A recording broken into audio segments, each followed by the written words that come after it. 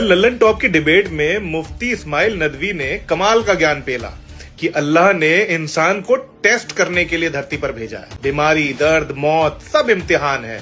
तो जो भी हिंदू मुस्लिम अंधभक्त इस बकवास पर ताली पीट रहे हैं तो सुनो, अगली बार जब तुम्हारा बच्चा, माँ बाप या तुम खुद आईसीयू में वेंटिलेटर पर तड़प रहे हो ना, तो याद रखना ये तुम्हारा टेस्ट चल रहा है। डॉक्टर को भगा देना, दवाई मत खाना, इंजेक्शन भी मत लगवाना, साइंस की मदद लेना ही मत, क्योंकि वो तो चीटिंग है ना।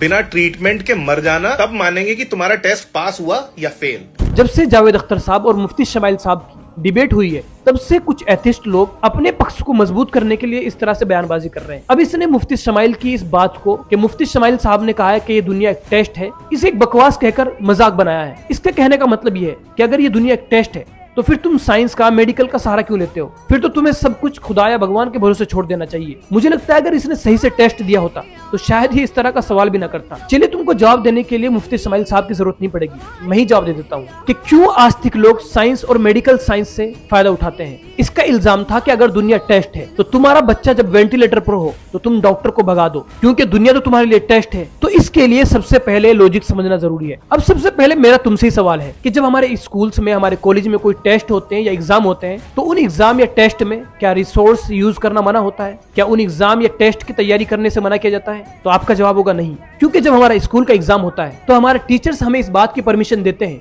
कि हम उस एग्जाम को देने के लिए पेन यूज कर सकते हैं। और सबसे पहले तो हमें उस एग्जाम को देने के लिए एक सिलेबस देते हैं कि इस सिलेबस में से तुम्हारा एग्जाम होगा। अब अगर उनमें से कोई स्टूडेंट कहे कि मैं एग्जाम देने के लिए ना ही पेन यूज करूंगा, ना ही नोटबुक यूज करूंगा और ना ही सिलेबस देखूंगा और पढ़ूंगा, तो क्या आप उसको एक इंटेलिजेंट स्टूडेंट कहोगे?